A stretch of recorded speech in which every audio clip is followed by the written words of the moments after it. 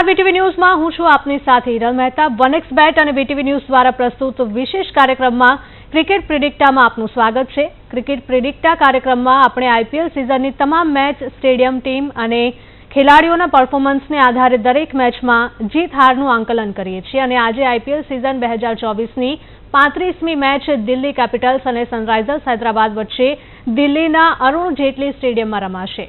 જો કે દિલ્હીમાં હૈદરાબાદ અને દિલ્હીની ટીમ પહેલી વખત આ સિઝનમાં આયોજિત કરાઈ છે, ત્યારે પોઈન્ટ ટેબલની જો વાત કરીએ તો દિલ્હી આઈપીએલના પોઈન્ટ ટેબલમાં 6ઠ્ઠા ક્રમે છે, જ્યારે સનરાઇઝર્સ હૈદરાબાદ 4થા ક્રમે છે। ત્યારે આજની આ બંને ટીમની જો વાત કરીએ તો દિલ્હી અને હૈદરાબાદની ટીમ આઈપીએલમાં કુલ 23 વખત આમને સામને ટકરાઈ ચૂકી છે, જેમાં હૈદરાબાદે 12 મેચમાં અને દિલ્હીએ 11 મેચમાં જીત મેળવી છે। આમ જુઓ તો બંને ટીમ વચ્ચે સ્પર્ધા લગભગ એક સમાન છે। બંને ટીમના આમને સામને સર્વાધિક સ્કોરની જો વાત કરીએ તો હૈદરાબાદે દિલ્હી સામે સર્વાધિક 219 રન બનાવ્યા છે, જ્યારે દિલ્હીનો હૈદરાબાદ સામે સર્વાધિક સ્કોર 207 રનનો છે।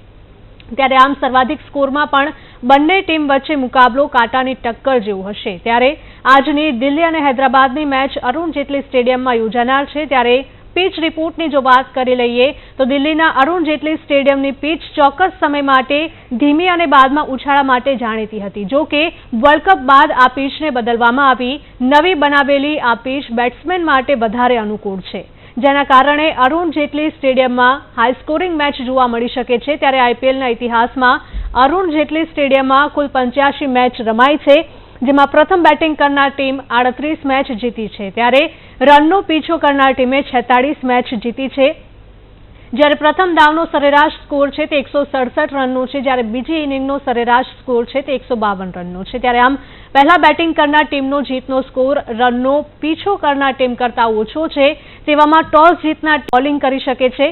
બંને ટીમના ખેલાડીઓની જો વાત કરીએ તો આજની મેચમાં દિલ્હીના ઋષભ પંત એવા બેટ્સમેનમાં સામેલ હશે, જે દિલ્હીને જીત અપાવવા અને તેને આગળ લઈ જવા માટે જવાબદાર છે, કારણ કે તેણે આ વર્ષે પોતાની ટીમ માટે સૌથી વધારે રન્સ બનાવ્યા છે અને દિલ્હીના ઓપનર ડેવિડ વોર્નર ઇજાગ્રસ્ત છે, તે આગામી મેચમાં રમી શકશે કે નહીં તે કહેવું થોડુંક મુશ્કેલ છે। ત્યારે ખલીલ અહેમદ છે અને કુલદીપ યાદવ પર બોલિંગમાં ઘણી જવાબદારી રહેશે। જો હૈદરાબાદની ટીમની જો વાત કરીએ તો ટીમ ફરીથી ટ્રેવિસ હેડ, અભિષેક શર્મા અને હેનરિક ક્લાસેન પાસેથી પાછલી મેચોની જેમ વિસ્ફોટક બેટિંગની અપેક્ષા રાખવામાં આવશે। ક્લાસને અત્યાર સુધીમાં 6 મેચમાં 253 રન્સ બનાવ્યા છે, જ્યારે હેડે 5 મેચમાં 235 રન્સ બનાવ્યા છે। શરૂઆતથી જ આક્રમણ કરવાની હૈદરાબાદની તાકાત છે, જેના કારણે બોલિંગ ટીમ બેકફૂટ પર જાય છે। ત્યારે આજની આ મેચમાં બંને મજબૂત ખેલાડીઓ સાથેની ટીમ વચ્ચે રોમાંચક મુકાબલો જોવા મળશે। ત્યારે વધુ ચર્ચા કરવા માટે આપણી સાથે ગેસ્ટ જોડાઈ ગયા છે રાજેન્દ્રસિંહજી ચૌહાણ, કે જેઓ ક્રિકેટ એક્સપર્ટ છે અને ક્રિકેટ પ્રેઝન્ટર છે। રાજેન્દ્રસિંહજી, ખૂબ ખૂબ સ્વાગત છે। આ સાથે જ ક્રિકેટર ભાર્ગવ મેરાઈ પણ આપણી સાથે જોડાઈ ગયા છે। ભાર્ગવ, આપનું પણ ખૂબ ખૂબ સ્વાગત છે। સૌથી પહેલા રાજેન્દ્રસિંહજી, આપની પાસે આવવા માંગીશ। ગઈકાલે જે મેચ રમાઈ હતી તેના વિશે આપણે ચર્ચા કરવી છે અને ધોની ઉપર બધા કોઈની નજર રહેલી હતી એના વિશે પણ આપણે વાત કરવી છે। સીએસકે વર્સિસ એલએસજી વચ્ચે ગઈકાલે જે મેચ રમાઈ હતી, ધોનીએ ગઈકાલે રિવર્સ હેલિકોપ્ટર સ્ટાઇલમાં જે 6 મારી હતી તેને લઈને ક્રિકેટ જગતમાં ચર્ચા થઈ રહી છે, કારણ કે આવો શોટ લગભગ કોઈએ પહેલીવાર જોયો હશે। જી બિલકુલ, આપની સૌથી પહેલા બધા ક્રિકેટ દર્શકોને ખૂબ ખૂબ આભાર, અભિનંદન, નમસ્કાર।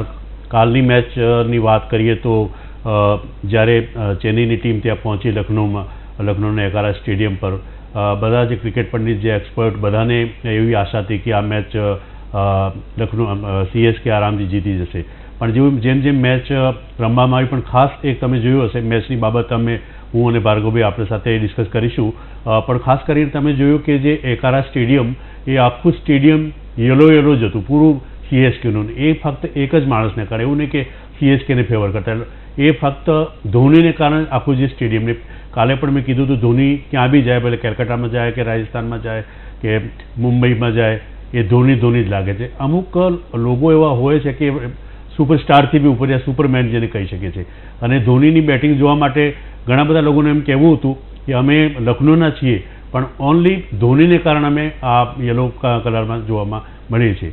એટલે ક્યાં ને ક્યાં ધોની હાલાંકિ લાસ્ટની ગેંદો લગભગ 8-9 ગેંદો રમે, એમાંથી 28 કે 29 અને કાઢ્યા, જે પ્રેક્ષકો હતા એને નિરાશ્રિત નહીં કર્યા, પણ ક્યાં ને ક્યાં કાલનું જે મેચ હતું, બીજી ઇનિંગમાં જ્યારે લખનૌએ બેટિંગ ચાલુ કરી ત્યારે બિલકુલ વન સાઇડેડ મેચ થઈ ગયું હતું. એક સમયે તો એવું લાગ્યું જ્યારે 134 રન વિધાઉટ એની લોસ લખનૌએ, ખાસ કરીને KL રાહુલ અને ડિકોકે જે 134ની જે પાર્ટનરશિપ કરી એ ટાઈમ બિલકુલ એવું લાગ્યું કે બિલકુલ વન સાઇડેડ મેચ થઈ ગયું છે. એટલે કાલનું જે મેચ હતું એમાં એક રિઝલ્ટ ફરી આવ્યું કે હાલ સુધી જેટલા બી મેચ CSK ચેન્નઈથી બહાર રમ્યું છે બધા મેચમાં એને હાર મળી છે.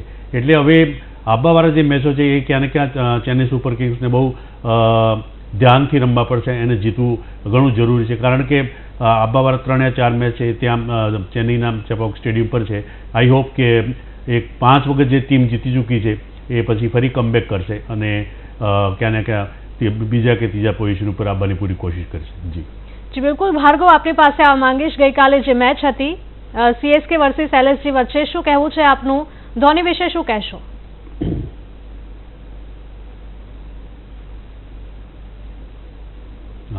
ભાર્ગવ, આપનો અવાજ નથી આવી રહ્યો. હેલો. જી, આવી રહ્યો છે હવે. હા, ખૂબ ખૂબ નમસ્કાર VTVના દર્શકોને. બિલકુલ, આપણે ગઈકાલે ધોની 9 બોલમાં 28 રન કર્યા અને જે રીતે આપણે વાત કરી હતી ગઈકાલે કે ધોની એક થોડીક ટેકનિક ચેન્જ કરીને આવ્યો છે અને બધા એરિયાઝમાં મારી રહ્યો છે. એમને કવર્સ ઉપર પણ એક 6 માર્યો અને જે ગઈકાલે નવો એરિયા એમને કીપરની પાછળ શોટ માર્યો એ આપણે કદાચ પહેલી વાર એમના 20 વર્ષના કરિયરમાં જોયો હશે. અને જે રીતે એક આખો એટમોસ્ફિયર બની જાય છે સ્ટેડિયમમાં, આઈ થિંક જો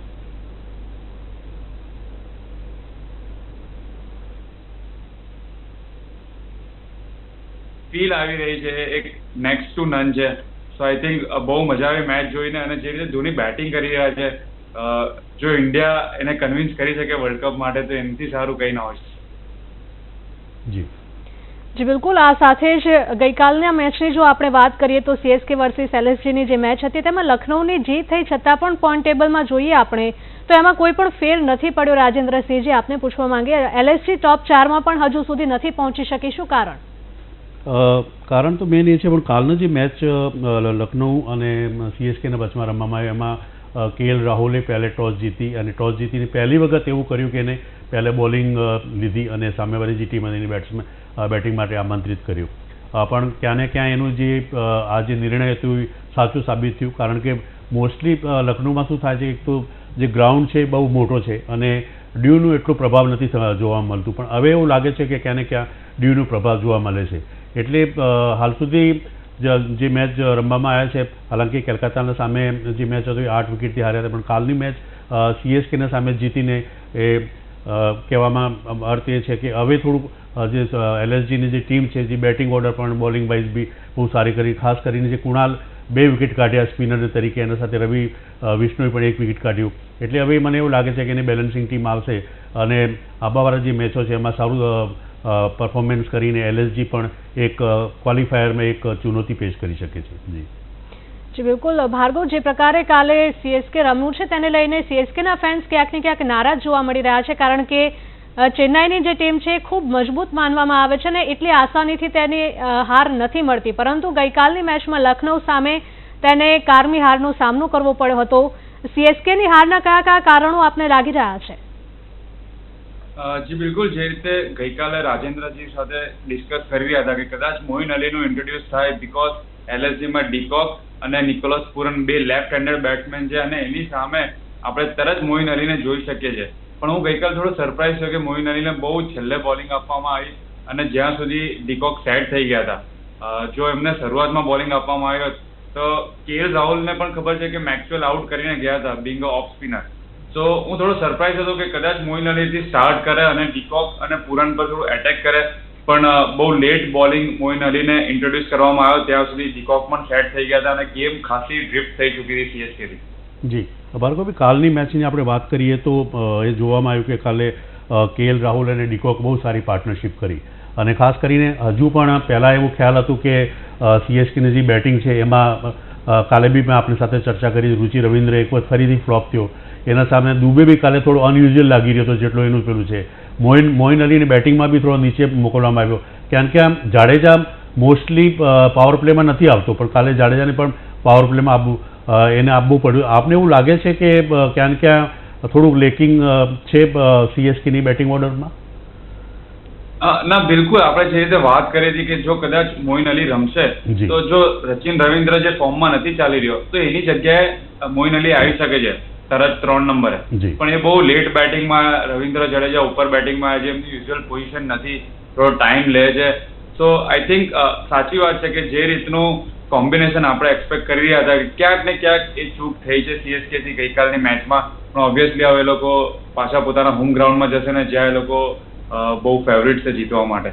જી, એવું કાલના મેચની આપણે વાત કરીએ તો KL રાહુલ અને ડિકોક બહુ સારી પાર્ટનરશિપ કરી, પણ એક બોલ તમે જોયો હશે કે જે થર્ડમેનને અને પોઈન્ટના વચમાં એક કેચ છોડ્યું હતું પાથિરાનાએ. તો યુ થિંક કે એ કેચ કદાચ લીધું હતું પાથિરાનાએ, જે લગભગ એ ટાઈમ 80નો સ્કોર હતો ટીમનો, જે લખનૌની ટીમનો, એ કદાચ કેચ, હાલાંકિ Pathirana is very good fielder, એના પહેલે બી એક બહુ જબરજસ્ત કેચ એને લીધા હતા.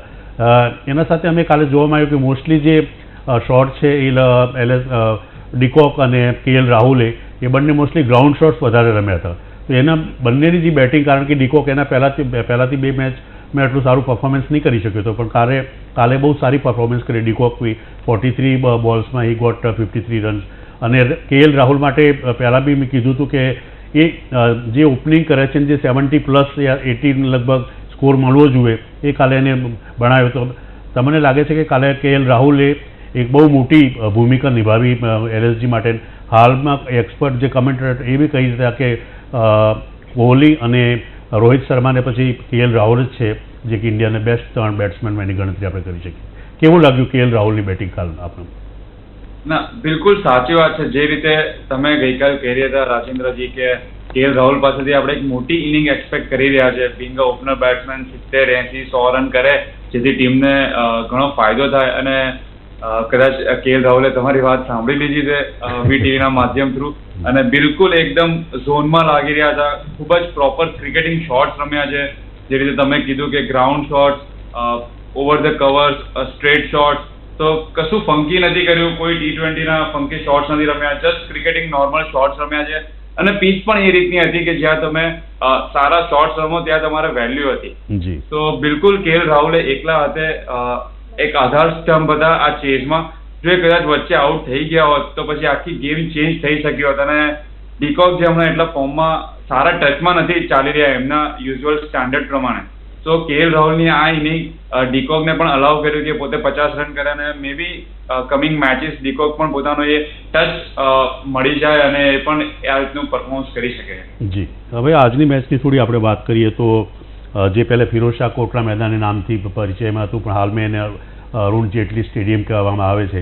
એ સ્ટેડિયમમાં પહેલાં મોસ્ટલી બોલ થોડી સ્લો પિચ હતું અને બોલ રૂકીને એટલું બાઉન્સ મળતું નહીં હતું, પણ વર્લ્ડ કપને પછી ઘણા બધા રન ત્યાં સ્કોર કરવામાં આવ્યા. એના સાથે સાથે જે વિમેન્સ પ્રીમિયર લીગ થયું હતું એમાં બી સારા રન ત્યાં બન્યા હતા. હવે આપને શું લાગે છે, કારણ કે હૈદરાબાદને પાસે એક મોટું ભંડાર છે. બીજી બાજુ અગર આપણે આંકડા સ્ટેટિક્સમાં બી જોવામાં આવે તો એ મેદાન ઉપર 7 મેચ રમ્યું છે, 6 મેચ રમ્યું છે, એમાંથી 5 મેચ હૈદરાબાદની ટીમ જીતવામાં મળી છે, અને બીજી બાજુ ફક્ત એક જ મેચ જે છે એ દિલ્હીની ટીમ. ઓલ ટુગેધર જોઈએ તો 7માંથી 2 મેચ દિલ્હી જીત્યું છે, 7 મેચ ત્યાં હાર્યું છે. તો કારણ કે દિલ્હીના લોકલ પ્લેયર છે. જનરલી એવું થાય છે કે જે બી હોમ પિચ ઉપર રમે, ભલે રાજસ્થાનની ટીમો હોય કે મુંબઈની ટીમો હોય કે CSKની કે KKRની, જનરલી એવું જોવામાં આવે છે કે જે હોમ પિચ ઉપર એમનું જે પરફોર્મન્સ એ મચ બેટર રહે છે. તો આપને શું લાગે છે કે એનું શું કારણ છે એટલા મેચ હારવાનું દિલ્હીના? આઈ થિંક સનરાઇઝર્સ હૈદરાબાદ પણ જ્યારે પહેલા હૈદરાબાદમાં આપણે થોડી સ્લો અને લો પિચીસ રહેતી હતી, અને હમણાં થોડા વર્ષોથી 3-4 વર્ષોથી ત્યાં પણ હાઈ સ્કોરિંગ ગેમ થઈ ગઈ છે. તો હૈદરાબાદ પાસે પણ સારા બોલર્સ હતા. ભુવનેશ્વર કુમાર ખાસા વર્ષોથી હૈદરાબાદથી રમી રહ્યા છે અને એમનો ખૂબ જ મોટો ફાળો હતો હૈદરાબાદ માટે. ટી નટરાજનનો ઘણો મોટો ફાળો હતો એ માટે. તો બોલિંગ યુનિટ ઓવરઓલ હૈદરાબાદનું ખૂબ જ સારું હતું, જે દિલ્હીને રિસ્ટ્રિક્ટ કરી રહ્યું હતું. અને આજની મેચની જો વાત કરીએ તો હવે બેટિંગ માટે ઘણી સારી પીચ થઈ ગઈ છે અરુણ જેટલી સ્ટેડિયમ. અને જે રીતે સનરાઇઝર્સ હૈદરાબાદ સ્ટાર્ટ કરે છે, પહેલા પાવર પ્લેમાં જ એ લોકો સામેની ટીમને બેકફૂટ પર નાખી દે છે. અને જે ફાયર પાવર છે, તમે હેનરિક ક્લાસન 200 રનની સ્ટ્રાઇક રેટથી રમી રહ્યા છે, ટ્રેવિસ હેડ 200 રનની સ્ટ્રાઇક રેટથી રમી રહ્યા છે, અભિષેક શર્મા 200 રનની સ્ટ્રાઇક રેટથી રમી રહ્યા છે. તો તમારી પાસે 3 બેટ્સમેન એવા છે જે 200 રનની સ્ટ્રાઇક રેટથી રમી રહ્યા છે. જી. તો એમને નવા બોલમાં કઈ રીતે રોકશે દિલ્હી કેપિટલ્સ આજની મેચમાં, એ આપણે જોવાનું રહેશે. જી. બિલકુલ, આ સાથે જ રિષભ પંત અને પેટ કમિન્સ, આ બંનેમાંથી કયો મજબૂત કેપ્ટન ભાર્ગવ આપને લાગી રહ્યો છે? આઈ થિંક પેટ કમિન્સનો જે એક્સપિરિયન્સ છે, છેલ્લા 1 વર્ષમાં ઓસ્ટ્રેલિયા માટે વર્લ્ડ ટેસ્ટ ચેમ્પિયનશિપ જીત્યા છે, વન ડે નો વર્લ્ડ કપ જીત્યા છે, અને હવે T20 નો વર્લ્ડ કપ આવી રહ્યો છે. તો આઈ થિંક પેટ કમિન્સ ઘણી સારી કેપ્ટનશિપ કરી રહ્યા છે, અને એક સ્માઇલ સાથે, એક સહજતાથી એ આખી ટીમને લીડ કરી રહ્યા છે. તમને ક્યારે પણ એ અંડર પ્રેશર નહીં જોવાશે કે એ પોતાનો ગુસ્સે થઈ ગયા હોય, કે તમને એકદમ કામ એન્ડ કુલ કેપ્ટનશિપ કરી રહ્યા છે, જે રીતે આપણે સ્ટીવ વોને જોઈ રહ્યા હતા ઓસ્ટ્રેલિયાના. સિમિલર પેટર્ન મને દેખાઈ રહી છે. જી. એક ખેલાડીની આપણે ચર્ચા જરૂર કરીશું, કારણ કે એ છે રિષભ પંત. આજે જેટલા બી ક્રિકેટ એક્સપર્ટ્સ ને વર્લ્ડ કપમાં એનું પ્રોબેબલ છે, થોડું મેં વિશ્લેષણ કર્યું છે. એમાં એ જોવામાં આવ્યું છે કે આ વર્ષ લગભગ 200 રનથી વધારે રન એને કાઢ્યા છે. અને બીજી બાજુ ભુવનેશ્વર કુમારના સામેની જે સ્ટ્રાઇક રેટ છે 240ની છે. માર્કંડ જે સ્પિનર છે 172 છે, એના સાથે કમિન્સની સામે 127 છે. તો આપને શું લાગે છે કે એક વખત ફરી મોટી ઇનિંગ જોવામાં આવશે? ખાસ કરીને ગુજરાત ટાઇટન્સને સામે તો એની કેપ્ટન્સી બી એટલી જબરજસ્ત હતી, ખાસ કરીને વિકેટ કીપિંગ બહુ સારી. એટલે આપને લાગે છે કે ક્યાં ને ક્યાં આજનું પ્રેડિક્શન, આજનું જે મેચનું જે ફોકસ રહેશે એ ક્યાં ને ક્યાં રિષભ પંત ઉપર રહેશે? બિલકુલ, રિષભ પંત ઘણી સારી બેટિંગ કરી રહ્યા છે, અને જે રીતે એમને કીપિંગ કરી લાસ્ટ મેચમાં ગુજરાત ટાઇટન્સ સામે, એ જ રીઝન હતું જેથી એમને being a keeper man of the match મળ્યું. બહુ ઓછી વાર આપણે જોયું કે એઝ અ કીપર જે એમને કીપિંગમાં કન્ટ્રીબ્યુશન કર્યું હોય અને એમને man of the match award મળ્યો હોય. તો એ એમનું કીપિંગ આટલું સારું થઈ રહ્યું છે, ફૂટવર્ક સારું થઈ રહ્યું છે, આટલા મોટા એક્સિડન્ટ પછી જે રીતે એમને કમબેક કર્યું છે ક્રિકેટમાં, એ ખૂબ જ એક ઇન્સ્પિરેશન છે બધા લોકો માટે. સો એમની કીપિંગમાં ફૂટવર્ક જોવાઈ રહ્યું છે, બેટિંગમાં ફાયર પાવર સારો હિટ કરી રહ્યા છે, આરામ શાંતિથી પણ રમી રહ્યા છે. જ્યારે મોટા શોટ્સની જરૂર હોય તો એ રીતે પણ બેટિંગ કરી રહ્યા છે. પણ આઈ થિંક જ્યારે રિષભ પંત બેટિંગમાં આવશે ત્યારે જે રીતે તમે કીધું કે પેટ કમિન્સ સામે એમની સ્ટ્રાઇક રેટ થોડી ઓછી છે, તો મને એવું લાગે છે કે જ્યારે હૈદરાબાદને વિકેટ્સની જરૂર પડી છે, પેટ કમિન્સ પોતે બોલિંગ કરવા આવ્યા છે. તો જેમ રિષભ પંત બેટિંગમાં આવશે, પેટ કમિન્સને આપણે 1 કે 2 ઓવર જોઈ શકીએ છીએ. આજની મેચની આપણે વાત કરીએ તો હૈદરાબાદની જે ટીમ છે, ફર્સ્ટથી લઈને બોલે અભિષેક શર્મા છે, પછી ક્લાસેન છે, પછી ટ્રેવિસ હેડ છે, પછી નીતિશ રેડ્ડી છે. એક પૂરી લંબી ફેરિસ્ટ છે, અને ખાસ કરીને ટ્રેવિસ હેડ તો બહુ ફોર્મમાં છે, 235+ રન કાઢી ચૂક્યું છે. તો આપને શું લાગે છે કે એમની જે 3 વખત 200+ કર્યા છે હૈદરાબાદની ટીમે આ સિઝનમાં, તો દિલ્હીની શું રણનીતિ રહેશે? કારણ કે આ વખત એમના સાથે કુલદીપ યાદવ છે, Mukesh Kumar is doing very well, 3 wicket last મેચમાં એને કાઢ્યા હતા. એના સાથે સાથે ખલીલ અહેમદે આ સિઝનમાં 10 વિકેટ કાઢ્યા છે.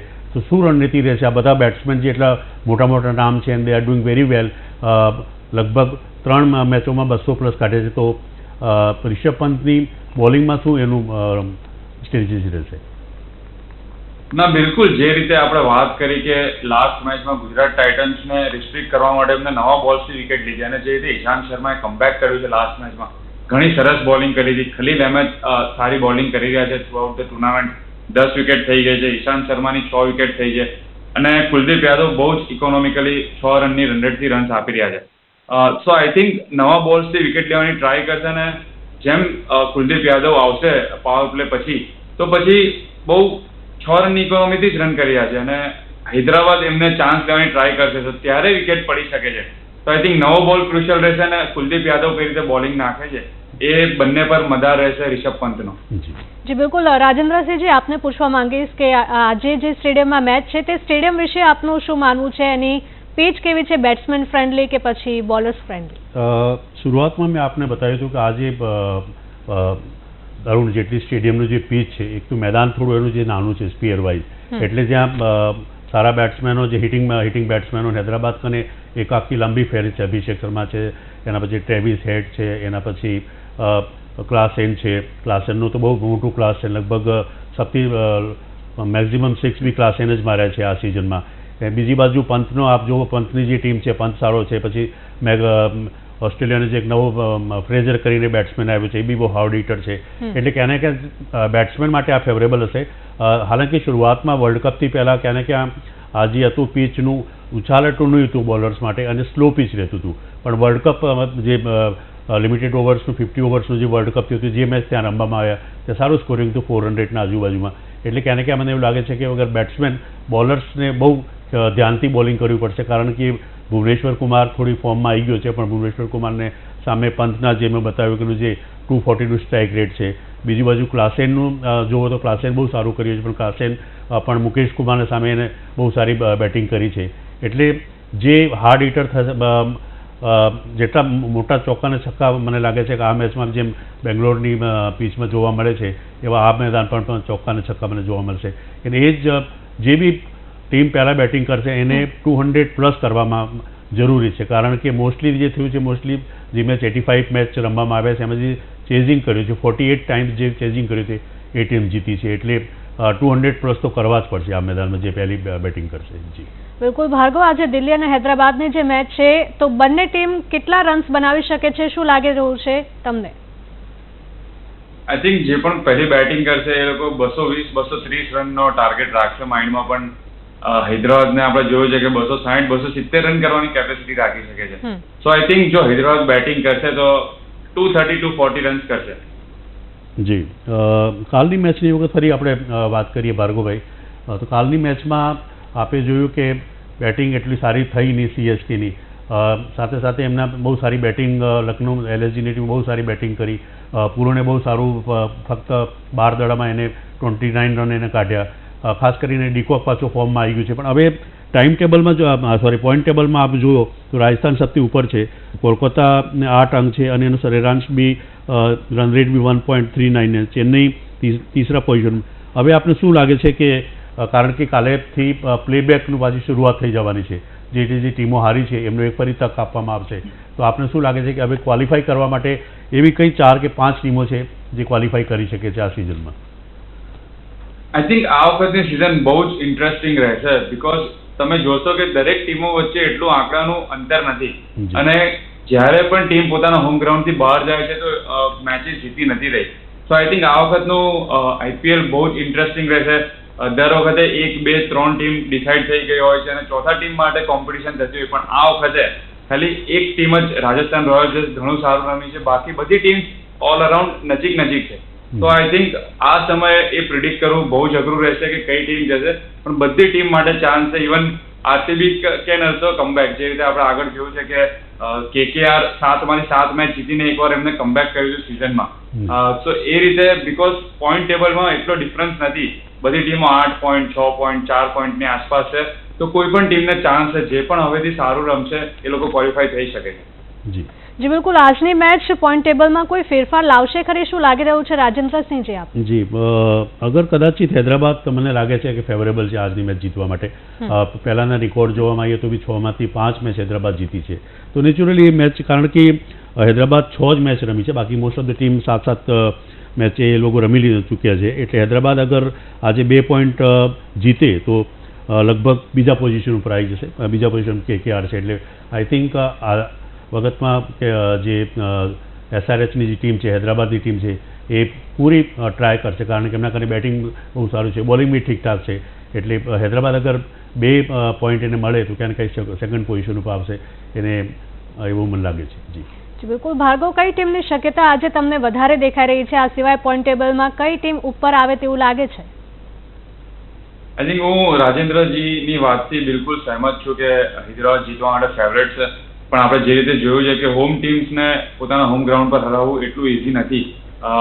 સો still I would go with Hyderabad, અને હૈદરાબાદ બીજા નંબરે આવી શકે છે આજના મેચ પછી.